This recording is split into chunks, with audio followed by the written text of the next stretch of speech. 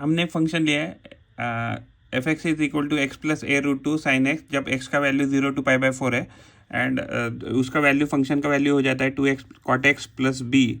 जब वैल्यू π/4 से π/2 तक है और वैल्यू अगर मान लीजिए π/2 से पाई तक आ गया तो ये जो फंक्शन है इसका वैल्यू आ जाता है a cos 2x minus b sine x. अगर ये फंक्शन जो भी दे है तो ये फंक्शन हमें बोला है कि कंटिन्यूस है 0 to π की रेंज में, तो हमें पूछा है कि a प्लस बी का वैल्यू क्या होगा। तो अगर हम इसको देखेंगे तो ये फंक्शन कंटिन्यूस है, तो यानी कि इसका राइट हैंड लिमिट एंड इसके क्रिटिकल पॉइंट क्या थे, तो एक π/4 था एक क्रिटिकल पॉइंट और दूसरा क्या था, तो एक π/2 एक क्रिटिकल पॉइंट है। तो अगर हमने इन दोनों पर्टिकुलर वैल्यू पे अगर हमने क्या किया, फंक्शन का value π/4 less than π/4 and more than π/4, यहाँ लेस देन π/2 और यहाँ मोर देन π/2 अगर वैल्यू देखते हैं तो हम इसको पहले सॉल्व करेंगे। तो जैसे हम इसको सॉल्व करते हैं इसमें वैल्यू रखते हैं इसकी π/4 रखेंगे तो ये हो जाएगा पहला इक्वेशन π/4 प्लस a रूट 2 और साइन π/4 का वैल्यू होता है 1/√2 इक्वल टू 2 इंटू ये हो जाएगा π/4 कॉट एक्स, कॉट π/4 का वैल्यू होता है 1 और ये वैल्यू हो जाएगा b।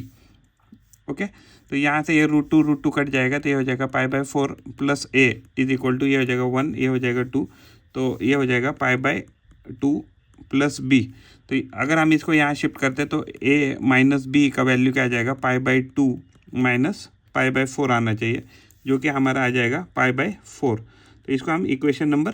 3 कहते हैं सपोज। तो जो दूसरा इक्वेशन है, दूसरा इक्वेशन क्या था हमारा 2x cot x plus b plus a sine 2x minus b sine x. अगर इसमें अगर हम x की वैल्यू अगर है जो है तो अगर वो π/2 रखते हैं तो ये हो जाएगा,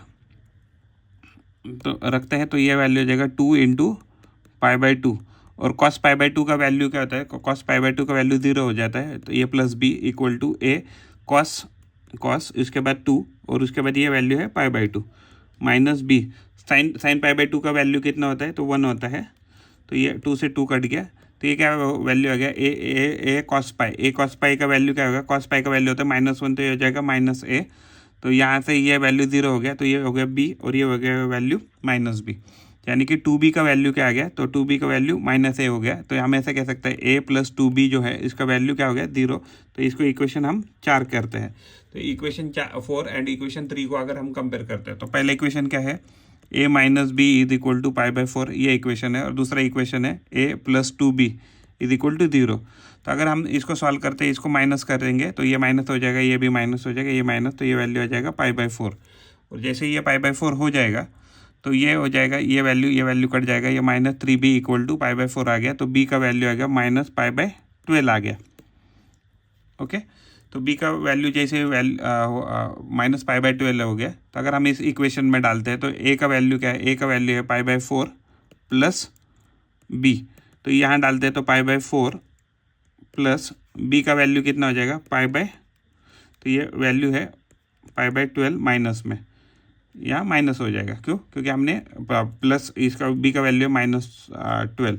तो इसको अगर हम 3 से और इसको भी 3 से मल्टीप्लाई करेंगे तो 3π माइनस पाई कितना हो जाएगा, तो ये 2π हो जाएगा, 2π डिवाइडेड बाई ये वैल्यू 12 हो जाएगा। तो a minus B equal to π/4 हो गया।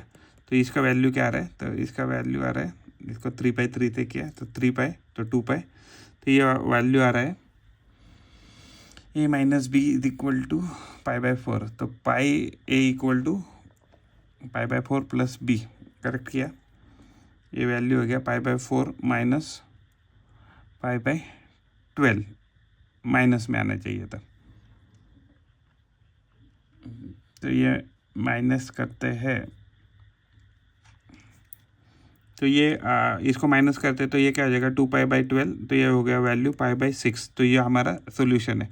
तो a का, तो अगर हम a प्लस b करते हैं तो a का वैल्यू था π/6, b का वैल्यू कितना है, तो b का वैल्यू है -π/12। इसको अगर हम 2 से इसको भी 2 से मल्टीप्लाई करते हैं तो 2π/12 डिवाइडेड बाई π/12, तो ये वैल्यू कितना हो जाएगा 2π/12 डिवाइडेड बाई π/12, तो ये वैल्यू हो जाएगा π/12। तो हमें पूछा गया था कि a प्लस b का वैल्यू क्या है, तो इसका वैल्यू आ जाएगा π/12। हमारा प्रॉब्लम है if function f is a real value differentiable function satisfying, यानी कि जो हमें फंक्शन दिया है वो डिफरेंशिएबल दिया है, तो यानी कि mod of f of x minus f of y is less than mod of F of x minus F of Y less than और equal to X minus Y bracket square. हमें F of zero का value अगर zero दिया है तो हमें पूछा है कि फंक्शन जो 1 है तो उसका वैल्यू कितना आना चाहिए। तो हमें यह याद रखना है कि ये जो मॉड में वैल्यू है यानी कि इसका वैल्यू मिनिमम से मिनिमम कितना हो जाएगा, तो ये मिनिमम से मिनिमम इसका वैल्यू 0 होने वाला है फंक्शन का। ओके, तो अगर फंक्शन का वैल्यू अगर 0 है तो इसको अगर हम सॉल्व करते हैं तो हम एक्स को क्या पुट करते हैं, तो एक्स को पुट करते हैं x plus h is equal to y. तो जैसे ही एक्स मान लो एच जो है तो एच अगर 0 को टेंड करता है तो यानी कि वाई जो है कहाँ टेंड करेगा, तो एक्स को टेंड करेगा। तो इस हमें क्या दिया था, f of x minus F of y. अगर इसमें वैल्यू डालें तो ये क्या हो जाएगा, मॉड ऑफ फंक्शन जो है तो ये वैल्यू हो जाएगा x plus h minus F of x, ये वैल्यू हो जाएगा मॉड में। और इसको अगर हम फर्दर सॉल्व करते हैं तो इसको अगर हम कंपेयर करें तो जो हमें दिया था x minus Y bracket square जो है तो इसका वैल्यू एक्स प्लस एच डालेंगे तो क्या हो जाएगा, x plus h minus x का ब्रैकेट स्क्वायर, तो ये वैल्यू हो जाएगा एच का ब्रैकेट स्क्वायर। तो अगर हमें गिवन जो भी इक्वेशन उसमें अगर डालते हैं तो ये मॉड क्या हो जाएगा, अभी फिलहाल मॉड नहीं लिखेंगे तो मॉड लास्ट सेकंड में लिखेंगे, तो वो f of x plus h minus F of x equal to h square है। तो एच इंटू एच लिखते हैं, तो यहाँ इसको एच से डिवाइड करते हैं, इसको भी एच से डिवाइड करते हैं। इस side limit h tends to 0 लेते हैं, यहाँ भी मान लीजिए लिमिट जो है एच टेंड्स टू 0 लेते हैं, तो ये H into H divided by H. तो ये जो वैल्यू एच से एच घट गया तो ये लिमिट टेंड करने के बाद ये 0 हो जाएगा। और ये किसका वैल्यू है, तो ये एफ डैश एक्स का वैल्यू है। लेकिन एफ डैश एक्स का वैल्यू क्या है, तो ये एग्जैक्टली हमें मॉड में दिया है, तो ये वैल्यू क्या है, तो फंक्शन का जो डेरिवेटिव है वो 0 आ रहा है। तो एग्जैक्टली 0 नहीं दिया था, यह फंक्शन हमें कैसे दिया था, लेस देन और इक्वल टू 0 दिया था, तो ये लेस देन और इक्वल टू 0 यानी कि हमारा जो भी फंक्शन है उसका मिनिमम से मिनिमम वैल्यू कितना होना चाहिए, तो 0 होना चाहिए था। और उसका डेरिवेटिव का वैल्यू भी क्या आ जाएगा, हमेशा 0 से कम आ जाएगा। यानी कि अगर हमारा वैल्यू अगर एफ ऑफ 0 का वैल्यू अगर 0 आ रहा है तो यानी कि इसका मतलब जो फंक्शन अगर हम 1 लेते हैं तो 1 का भी वैल्यू क्या आ जाएगा, 0 आ जाएगा। क्योंकि जो हमारा फंक्शन का वैल्यू हमेशा किससे छोटा आना चाहिए, क्योंकि ये टोटल किसका वैल्यू है, तो ये टोटल वैल्यू है फंक्शन का, तो फंक्शन का वैल्यू 0 से आना चाहिए। तो यानी कि अगर हम फंक्शन 1 की भी वैल्यू लिखते हैं तो 1 की वैल्यू भी कितनी आ जाएगी, मैक्सिमम 0 ही आ जाएगी। हमारा फंक्शन है f of x into f of y equal to f of x plus y. हमें क्या दिया है, अगर हम हमने मान लीजिए f of x plus y लिखते हैं तो ये हमें वैल्यू दिया है f of x into f of y, f of x into f of y. और हमें एफ ऑफ वाई का वैल्यू दिया है 2 दिया है एंड एफ डैश 0 का वैल्यू हमें 3 दिया है। तो हमें पूछा है कि एफ डैश ऑफ 5 यानी कि डेरिवेटिव ऑफ 5 क्या रहेगा। अगर हम मान लीजिए इस पर्टिकुलर सिचुएशन में हमें क्या दिया है, for all values of x and y, ऐसा ये दिया है। तो अगर हम x के वैल्यू क्या रखते हैं, इसमें x इक्वल टू 0 लिखते हैं और y इक्वल टू 5 लिखते हैं, तो क्या आ जाएगा, f of 0 plus 5 is equal to f of 0 और एफ ऑफ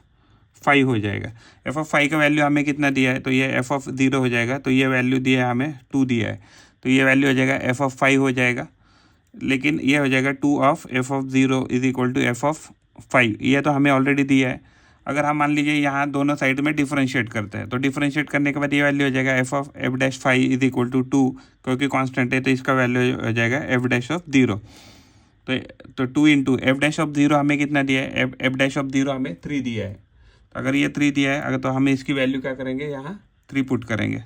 तो 3 पुट करने के बाद ये वैल्यू हो गई 6, यानी कि एफ डैश ऑफ 5 जो हमें पूछा था, तो एफ डैश ऑफ 5 जो हमें पूछा था इसकी वैल्यू आ गई 6,